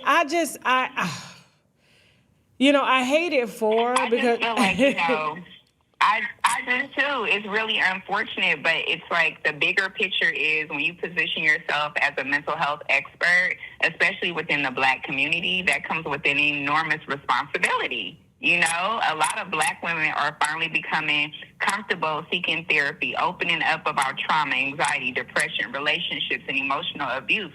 That trust matters. It matters, and you're gaslighting people. And, you know, like this is Mental Health Awareness Month, first of all. Let's start there, you know, and I posted in my story today a link to mental health that people can seek, you know, whatever type of situations they need that they're struggling with. So I hope that people are able to go and view that and get the help that they need, because it's really, really important to do that with a licensed caretaker, you know. And then she talks about her even having her live sessions, like those were podcast interviews. And I would hope to think that no therapist that is licensed or even a life coach would be putting anyone's personal business that they are, you know, telling you out into the public, because that just goes against just morally, whether you have a license or not. That's just morally not right. Like, I'm not going to go online and tell my friend's business. And I'm not licensed in anything. You know what I'm saying? No, you a good friend. You a good friend. No, I appreciate that. Thank you. Anything else you want to add to this? Yeah, I just want to say, like, mental health is not entertainment. It's not branding. It's a science. It's ethical. And, you know, people spend years becoming properly trained, supervised, licensed, and qualified to handle vulnerable people. And I just really think that it's unfair what she's doing. I think that she does owe an apology for the people that she has been gaslighting or even taking their money at some point, saying that she's a therapist and that she's able to heal them, because a life coach cannot heal people. Like, let's start there. A life coach is someone who guides you through to help you make the proper business decisions, to even maybe help you make the proper decisions in your life, you know? But to gaslight people, to lie to people, and to tell people that you are healing them and that you're helping them in the capacity of their mental health when you are not licensed for that or educated enough for that, I think that is just wrong, and you're doing a disservice to yourself and to the people. Like, this could go, like, somewhere else. Like, you know, the federal government could get involved with this. This is not a joke. This is not something to play with. And I think it's unfair to take advantage of people who are in vulnerable situations. Like, there's a big difference from being a life coach and being a licensed mental health professional. Yeah. Alrighty. So listen, Brooke called in. Now that call is extensive. We'll put the rest of that call on TashaKLive.com. So to you new subscribers that are subscribing tonight via the website to watch the Katt Williams interview, you will have access to this full call in its entirety, okay? And so, because I asked her about some rumors regarding, you know, Ra Ali allegedly putting her in some trafficking situations, and so it got a little thick. It's just, I wanted to stay on topic, okay, for this. So the rest of the call, which is an extra like 15, 20 minutes, will be live on TashaKLive.com. We'll get it up by, give us till Monday, okay? Give us till Monday, because this Katt Williams interview with his bodyguard is just extensive, okay? It's a lot of information, a lot, but a lot of celebrities too, y'all. Yep, y'all better give me my flowers after this interview. Y'all better give me my flowers after this interview. I'm not playing with y'all. All right, so listen. But did I lie when it came to Cheyenne? Y'all said I was hating and stuff, and I see the light-skinned women in the chat. Why y'all like that? I love y'all. I really do. No, for real. I promise you I love light-skinned women. I really do. I just hate that you don't step your pussy games up. I hate that you allow people to use your pretty privilege to exploit, and then when shit go wrong, and then there's people like her that just make it bad, because like I said, had this would have been a dark skin, it wouldn't have gotten as far as it gotten. So please don't take this wrong, light-skinned women. You know I love y'all. And I talk about dark-skinned women too. Like, didn't I just drag Tiffany Haddish? She kind of dark-skinned, right? Lizzo, didn't I just drag Lizzo? Y'all be like sometimes like the LGBTQ, like y'all like to laugh and giggle, but then when the mirror's on y'all, oh, I hate y'all. Why do I hate y'all? Why would I? Like seriously, we are really talking about if you want to pretend as a light-skinned woman that colorism doesn't exist, then you know what? You're a part of the problem. That's all I'm gonna say. You're a part of the problem. All right. So here's the thing. Like I said, that full call will be on TashaKLive.com in its entirety. With Brooke, because it's about 15 to 20 minutes that's going out, okay? All right, so listen, before we get started with this lawsuit that has been filed against Katt Williams, his team has been calling the show since we started, trying to stop this interview. They have been trying to stop this interview since yesterday. Here's the thing. There's too many receipts for me to stop the interview. And sending me a cease and desist prior to it coming out, I'm sorry. You guys can respond to it, which Katt has responded and said he has nothing to do with what happened. In my opinion, from the outside looking in, I feel that there is some liability, on Katt, regardless of how great of a comedian he is. You still have a due diligence as a human being to handle your shit. So, before we, head over to this interview, don't forget, guys, all right? We're sponsored in part by the oil of oregano. All right, you guys know that they got all types of viruses and stuff going on out there. Now, why I can't say this cures anything, all I'm going to tell you is that when's the last time you seen me sick on this platform? Okay, that's all I'm going to say. So listen, I'm not a doctor. This stuff is very strong, very potent. All right. Celebrities like Terrence Howard and everybody have spoken out on it. We use this religiously whenever we're coming down with something, or maybe we've been around somebody that's been sneezing and hacking, and you guys know I stay in and out of airports. I stay in and out of airplanes, okay? I be in crowded spaces. I be on tour with y'all, hugging y'all or whatnot. A lot of y'all be coming in all the time, you know what I'm saying? But I got this. My anxiety is down when I have my oil of oregano raw, organic, okay, sourced directly from the motherland, all right? So I take 5 drops, not droppers, put it in a water. I drink it 3 times a day, and I tell you, nothing has came up, knock on wood. It's been 2 solid years. I've been straight, thanks to my oil of oregano. Please use the coupon code TK10 to get 10% off your first order. And don't forget, guys, we have the sea moss drops, all right? So we have 3 different types of sea moss drops. We got the original that are pineapple and mango flavored.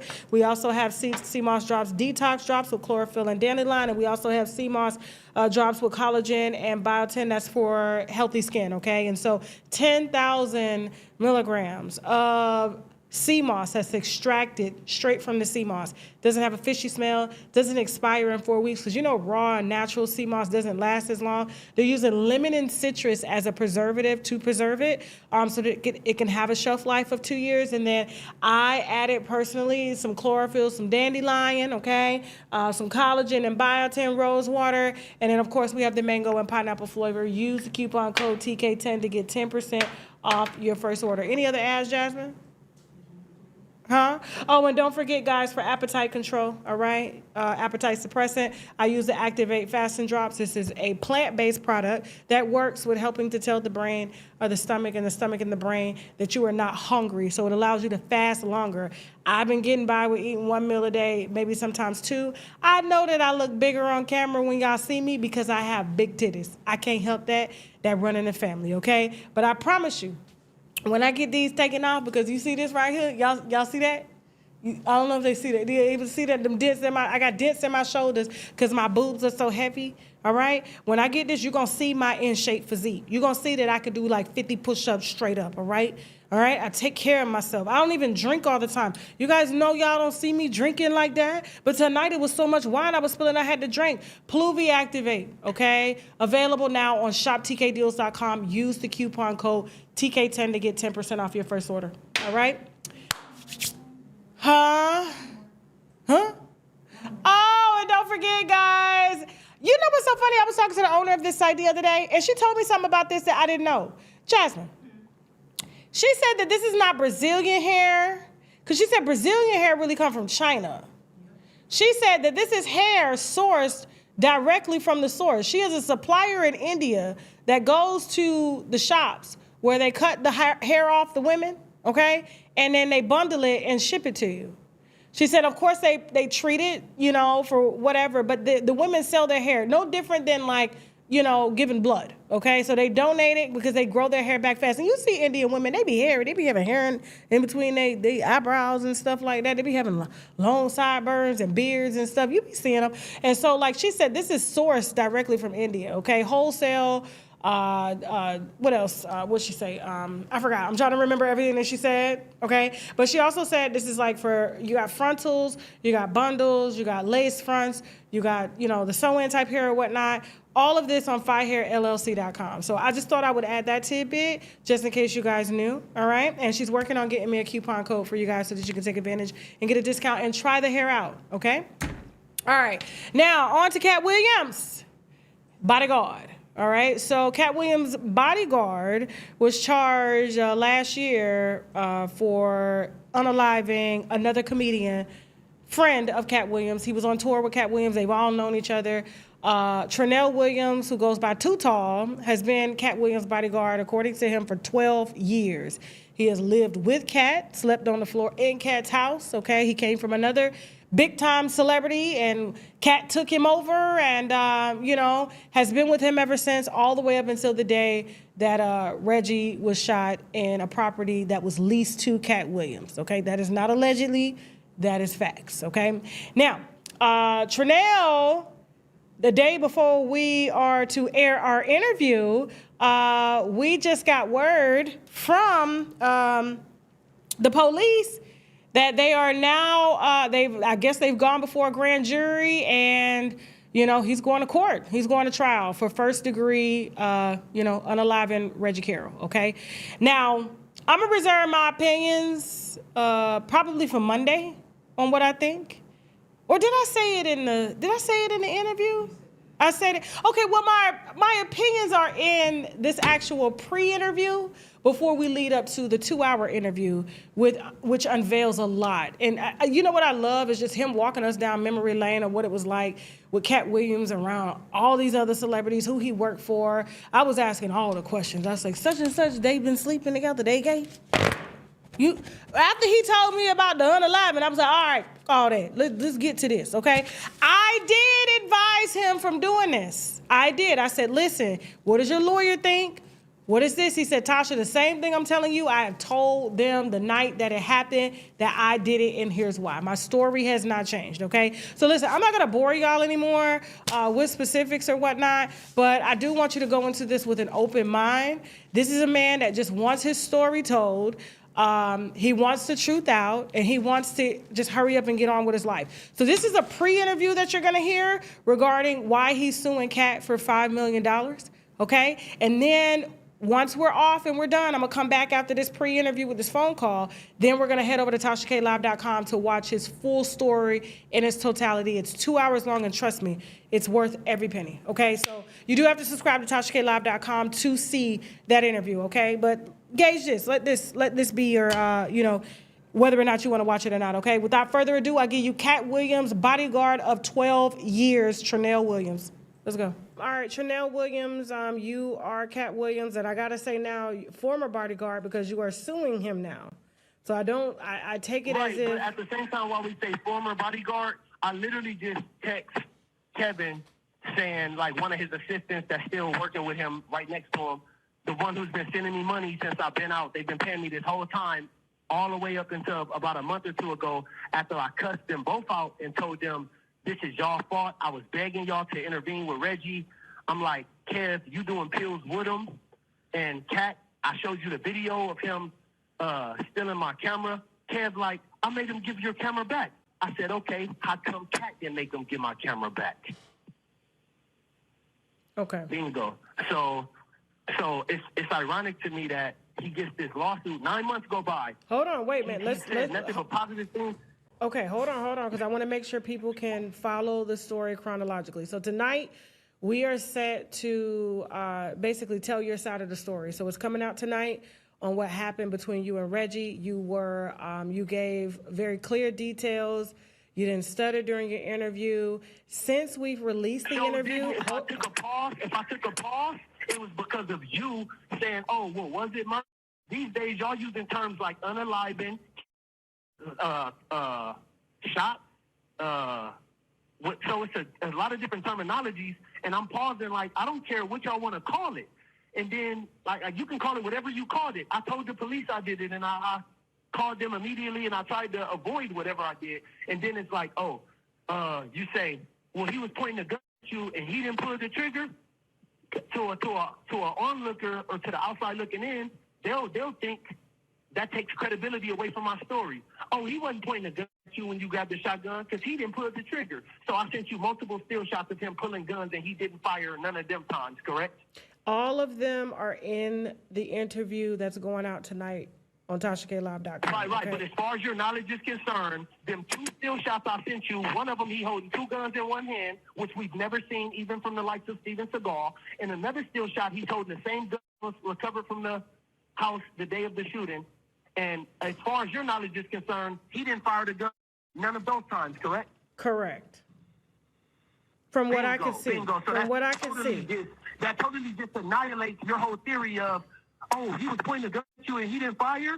So then I'm pausing trying to say, well, how do y'all want to which terminology you want to use? Unalived or killed or murdered? That's all irrelevant. What is relevant is that I ran from him 10 times. That's what's relevant. Okay. All right. So, all right. I don't want to get too much into the interview because people are going to hear your story, and I don't want anything adding to, that the prosecutors can use in this indictment against you. I don't think they have, because you have been formally charged with first-degree murder since we've released the trailer. I don't think that they have a first-degree murder charge. I was already formally charged with first-degree murder before you released the trailer. They barely did the indictment literally yesterday.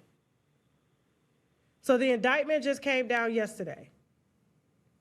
Yes, I've been formally charged since the day of it happening because I called them and admitted to this, so it was already formally charged. When the indictment comes, they're supposed to figure out, like, the specific charge, whether it's second degree or manslaughter, because they're trying to say this is first-degree murder. If I premeditated and planned this, the house I was living at for 4.5 years working for Katt, the house that my name was on the lease, but Reggie was not on the lease, and I premeditated this, but I ran away from him 5 to 10 previous times on camera, so many times that I lose track. So if I keep saying different numbers, does that mean I'm not credible, or he did it so many times I lost count?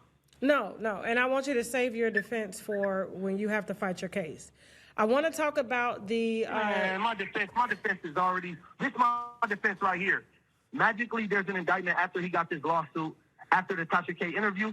I didn't say nothing on Tasha K that I didn't tell the police that was recorded in the interrogation room. Very true. Why are you suing Katt? I just saw a demand letter for compensation. Okay. It was sent May 4th. Hold on. Wait.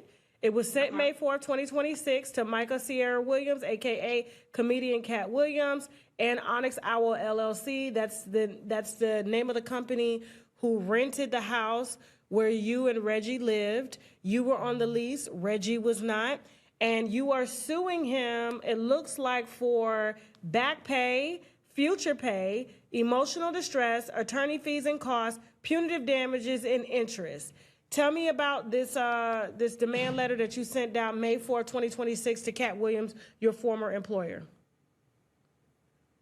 It's more immediate and more relevant, the first sheet of the letter for compensation, because it says hostile work environment. That's Reggie doing drugs in front of me, pulling guns on me reporting that, and they didn't do nothing. Physical violence. That's an employee hired by Katt Williams named Casey Anthony, grabbing me by my collar, causing a choking motion on the tour bus while him and Reggie and Red Grant and all these people were falsely accusing me of leaking Katt's address. Later on, they found out that the address was leaked from a female, and they didn't have no response or nothing to say to me. They didn't say sorry for accusing you. They didn't greet her with the same energy, thank God. But that turned into physical violence because I was grabbed by my collar and temporarily choked by one of his employees.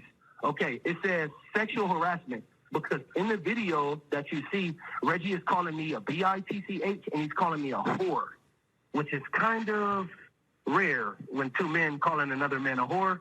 And Reggie was living with Lee Daniels, the openly gay male, so I took it all as unwanted sexual advancements, and I was constantly reporting to Katt's manager that Reggie was nonstop making references, sexual references, lightweight passes. I believe he is gay, and I believe the drug he was doing, Molly, will make any person gay. That's what I believe. There's a chemical inside the Molly that affects your hormones, it affects your testosterone levels, and it makes you gay by doing Molly. It also says negligent hiring on this complaint. It says negligent supervision and negligent retention of employees. This sounds like Katt got more than just the Reggie issue because Katt is listed here personally. It says on November 22nd, 2023, Katt Williams forced Traynell Williams to drive a vehicle with expired registration that resulted in Traynell Williams being arrested and going to jail on Thanksgiving night with my girlfriend. So I told Katt, I don't want to drive my personal van because the tags are bad. It's illegal. Let me drive one of your cars with legal, valid registration so I could be law-abiding to go do work-related duties. He wanted me to drive to Atlanta and pick up a uniform for him to wear at the FedEx Forum to perform. So I went to Atlanta with my girl, picked up the uniform. When we got back to Mississippi, we were pulled over for the expired tags, and I spent Thanksgiving night in jail. We literally ate turkey with the dressing and stuff. Okay. All right, so you're basically you're only suing Katt and his company for a hostile work environment, not in relation to anything that happened with Reggie. It's a long list of stuff. It's a long list of stuff on here. Like, for example, it says multiple incidents on tour involving Schedule I drugs, harassment, and hostile work environment.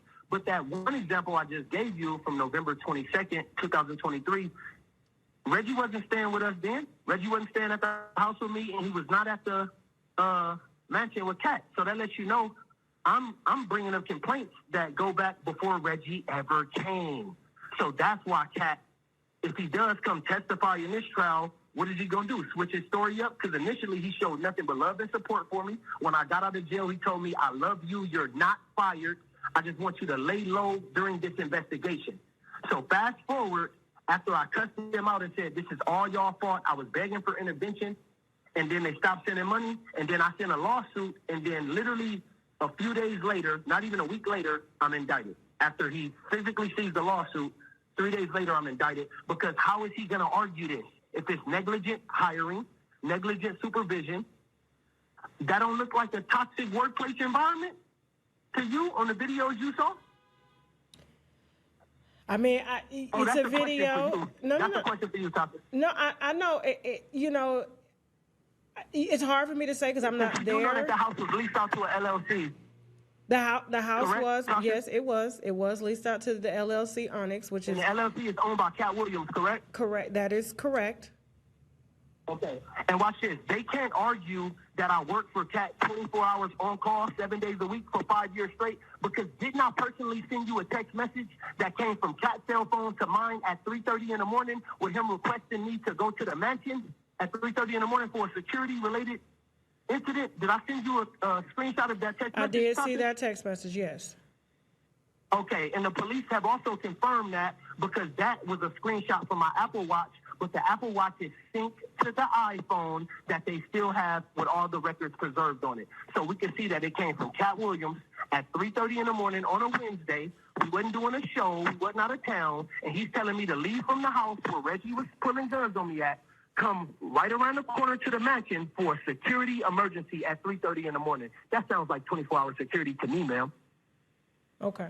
So have you been contacted by the prosecutors in this case since then they've formally indicted you now?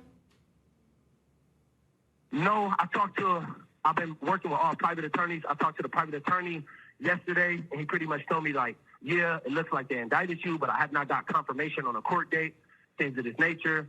So then from there, I'm like, okay, I didn't want to be years and years going by just on an ankle monitor sitting here. I would rather this go to trial than to feel like I'm in purgatory or I'm sitting here I'm not used to sitting in the house all day. I just went from working 24 hours on call, 7 days a week with no days off.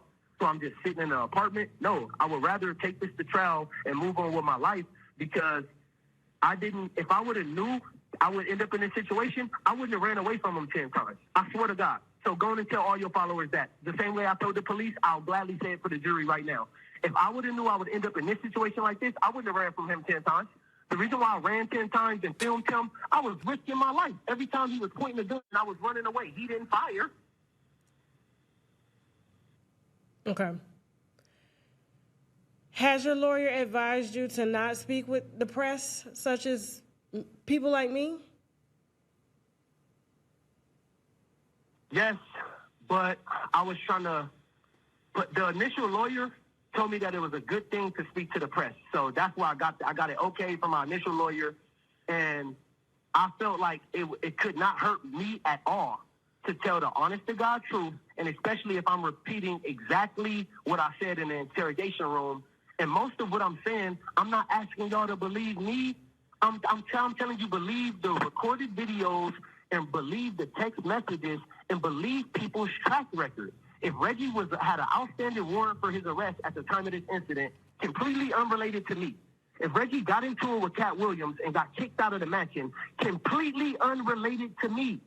If Reggie had domestic battery charges that date back from 1996 against a lady named Shauna Riley, this is all public records from Maryland Judicial Case Search.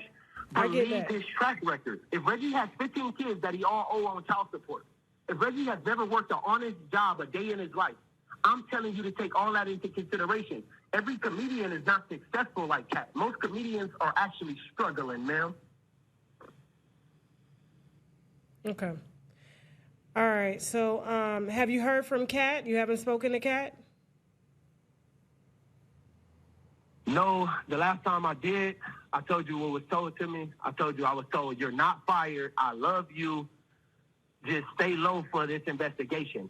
At one point, I'm like, well, I'm going to go over here to the property, and just do what I normally do. Sit at the property while y'all leave out and go to shows and stuff like this. Kevin tells me, no, he don't want you to go sit at the property because TMZ might take a snapshot of you. And the internet is saying that Katt is responsible for this, and he paid you to do this. The whole time, adamantly, I've been telling the police, Katt is not responsible for this. No one paid me to do anything. I acted on my own out of self-defense, and I ran from this guy multiple times on camera. Okay. Even the detective told me, man, you're a better guy than I am. Most people who see and hear me saying, yeah, I ran from him multiple times, they literally say, I'm not running 10 times.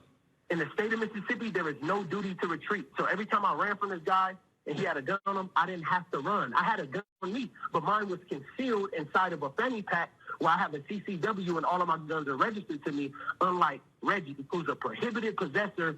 Do you know how it's so amazing how nice all you guys are to him and him being a prohibited possessor or him being on drugs? You know Daphne Springs, she had a relationship with him.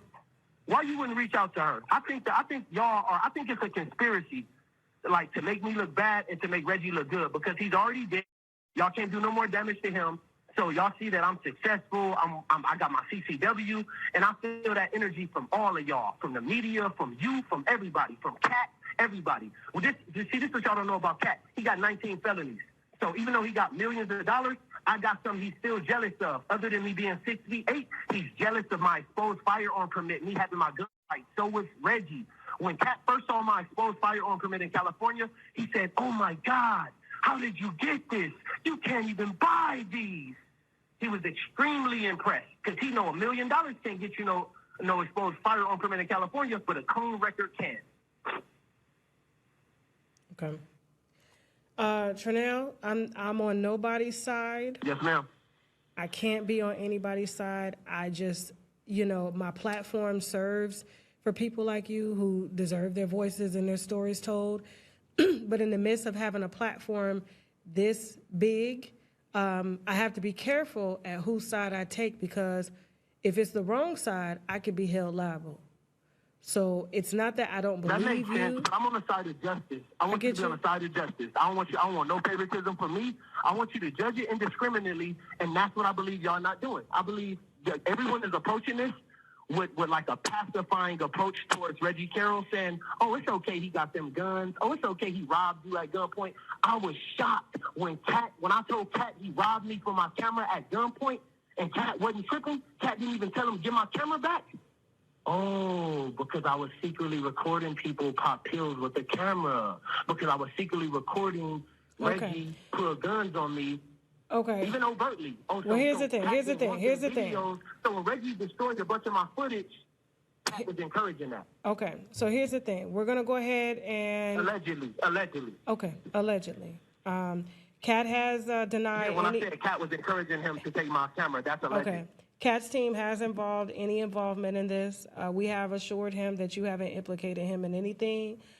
You did speak about him, and you spoke very highly about him and told some really... And I also showed you screenshots showing that they've been paying me on Cash App the whole time I've been out, correct? Right. And so I just want everybody and you to know that, like, you know, the interview that we did was in great detail. And, you know, we're going to be following your case up until you go to trial and up until the verdict. I don't think they have a very strong first-degree charge on you at all, just by the way everything is presented. But I don't know what the prosecutors have at the end of the day. And so I would advise you, after you're done with this interview, that you don't talk no more and let justice be served. I would wholeheartedly advise. Yes, ma'am. The only pending interview will be me showing up with my civil attorney for him to kind of answer some questions about the civil lawsuit. And we do think that it's ironic timing that the indictment came literally days after Katt was served with the civil lawsuit. Because it says How much May are 4th, you suing him but for? he literally got it maybe. How much are you suing Katt Williams for? Oh, this says five. I sent you all 3 pages, but it says $5 million is the demand for compensation, and it has a deadline of May 29th, 2026. Okay. You know, that's this month. Okay. All right. So listen, let me know. So then it would make sense that after he saw that. Like I said, you did tell some really good. Can you hear me? Yes, ma'am. I just want people to be able to watch the entire 2-hour interview that we did in its totality, so they can get the full picture and it's not bits and pieces. And then they'll probably understand why you feel justified in filing a civil lawsuit, okay? Right, so right, but watch this though. Reggie ran off with an undisclosed amount of money that belonged to Katt, and this was confirmed on an MREC interview by a former bodyguard who worked with me, Reggie, and Katt, named Scrams, who I can confirm is a legitimate bodyguard. Reggie ran off with the undisclosed amount of money. Reggie was responsible for Katt's Bentley coming up missing, where he left the keys in the ignition, and it was a drop top. He left it running. He went somewhere and came out, and it was gone. So Reggie was not living with us. He was homeless prior to moving with Katt. And when he was homeless, he was uploading negative videos about Katt Williams to his Instagram page, and he was uploading videos of Corey Holcomb accusing Katt of being a joke thief. But Reggie would upload that and co-sign it by cropping his picture onto the screen. And that's still on his comedian Reggie Carroll Instagram page. He has multiple posts speaking negatively about Katt before he moved with Katt. I think that's extremely relevant, considering the fact when he did get around here, Katt kicked him out of the mansions. Katt was bringing up to him and mocking him and ridiculing him for getting that Bentley stolen 10 years ago. All I'm saying, Trinell, is you've already explained this to some degree, and just let people see the full 2-hour interview, and it's in order. It has a full timeline describing you, who you are, your celebrity relationships, your background, the good stories you spoke about Katt, some of the criticism that you have that he could use to according to like your experiences with him to fix his life. You wanna know why I said I feel like all y'all is biased against me? Why? Because I feel like if I had an active warrant for my arrest at the time of this incident, and I had a history of domestic violence against women, and if I had a history of theft on my record of more than $300, and if I had a felony drug conviction from 2002, all of the things I listed, is on Reggie's public record. If I had that stuff, y'all would be presenting that out y'all would be putting that out there. The news would say I had a convicted felony. The news would say I was a fugitive on the run. The news would say that I had felony drug conviction. But because Reggie got all this, y'all have to not mention it in order to paint him as the victim. I'm not saying anything about Reggie at all. I know. That's what I'm saying, and that's a positive thing to say about someone who has nothing but bad things about them. When they say, you don't have nothing nice to say, don't say nothing at all. So that's what I'm alleging. I'm alleging that if I had any of that on my criminal record, y'all would have it highlighted in bold letters. But we don't have that. I know, because I have a CCW and I don't have no victims of any sort in my whole life history. That's why y'all don't have it. And y'all can easily find his criminal record, because his public records, especially felony convictions and things of that nature, y'all can easily find it, but y'all don't want to.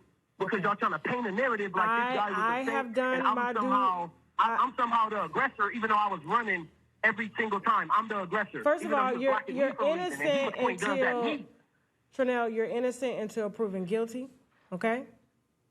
I know, but if this would have happened to your brother, you would have a whole different sympathetic approach. If your brother was me in my position, getting guns put on him, then y'all wouldn't be trying to If I wasn't, first of all, Trinell,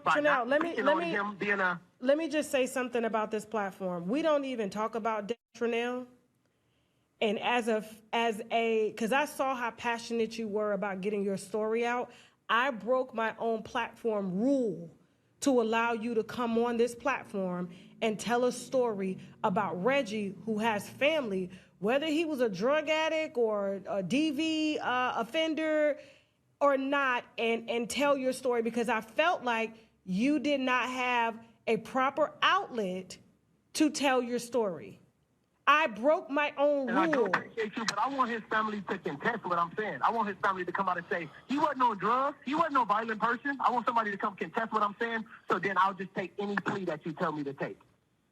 All right, listen.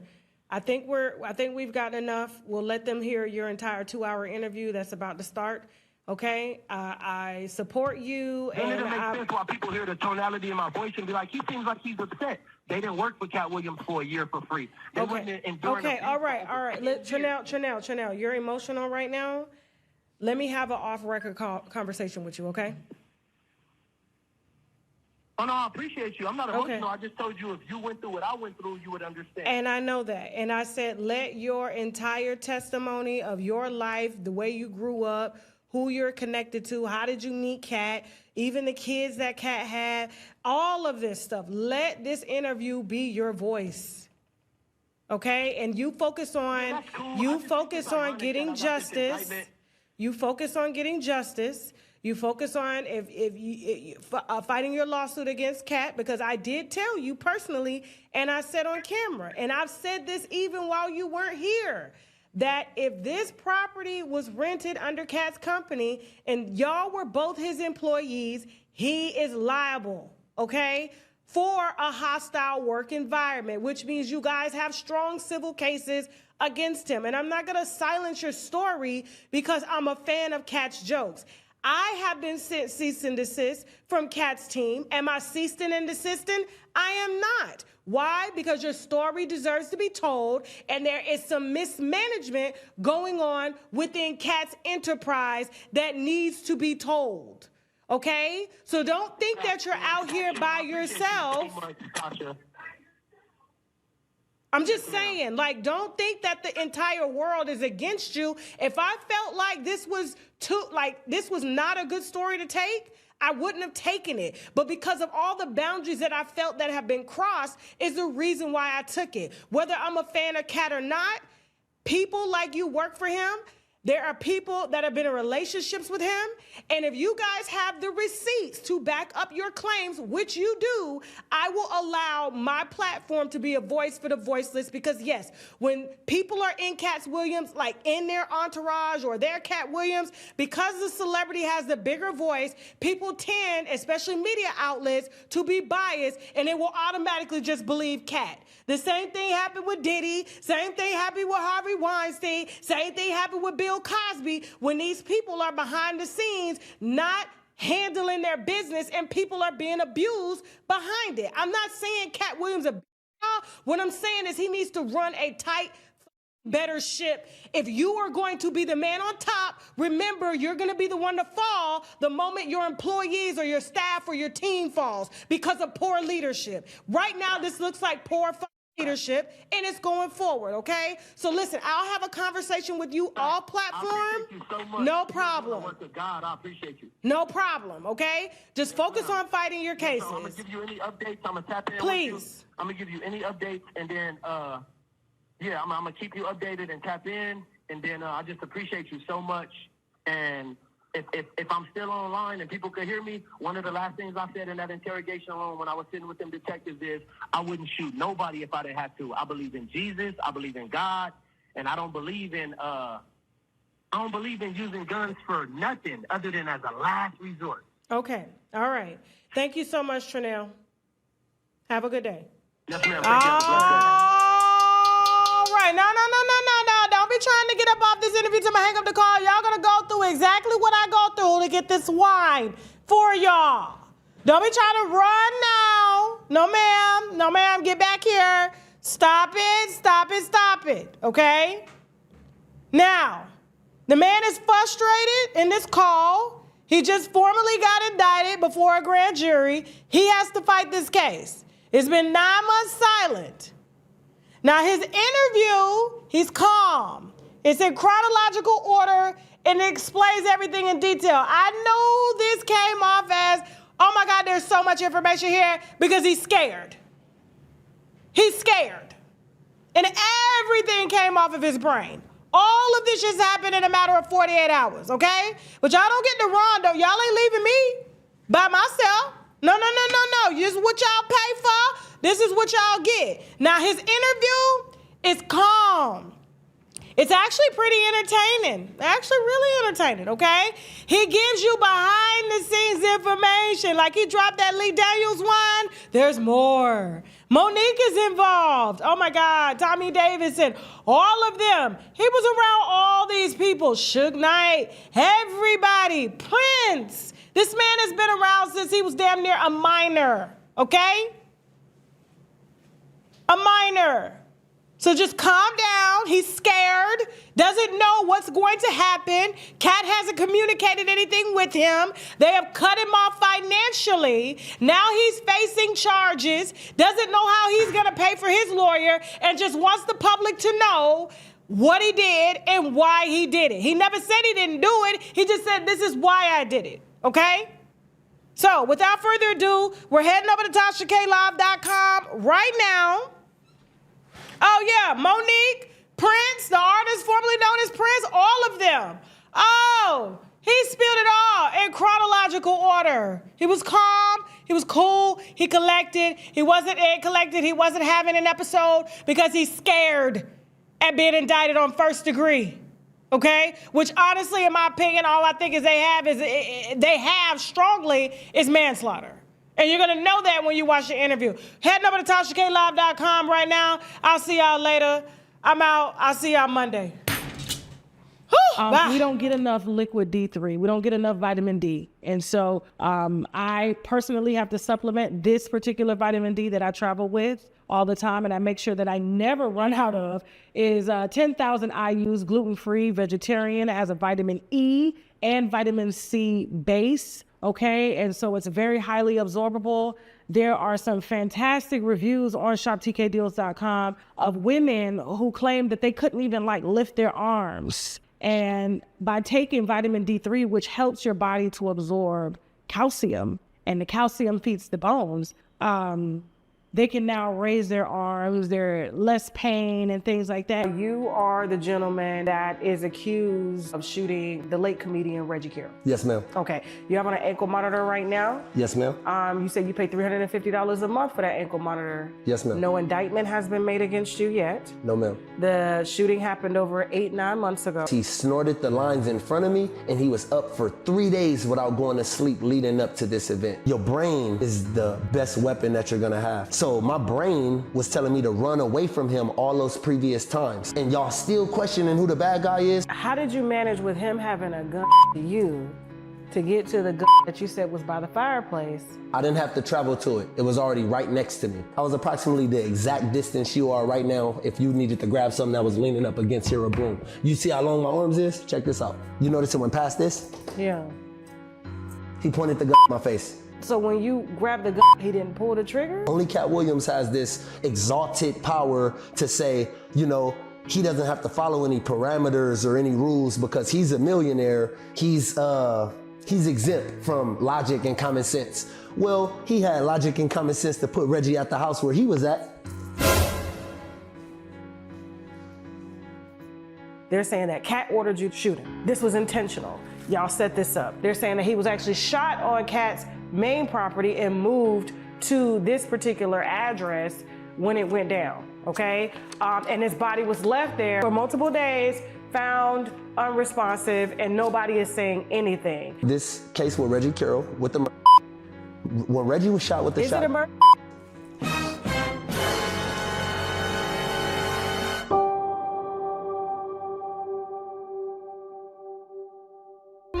Of planning and negotiating, I am excited to announce that shoptkdeals.com is now extended to you. If you are a creator like myself, or maybe you're just a stay-at-home mom, or maybe you're just someone that just wants to make passive income as well as main income, shoptkdeals.com now offers that invitation to you. So which means you can become an affiliate partner and make anywhere from 30 to 40% on each sale that you make on shoptkdeals.com, okay? And so listen, I'm excited to work with you guys. I'm excited to train you guys. Not only will I be training you, we'll be hosting webinars, sales calls, and all that to make sure that we're all successful and we keep all of these brands happy. So I want you guys to stop what you're doing now, go on over to the website, shoptkdeals.com, hit join my sales team, and I will see you guys on our sales call, okay?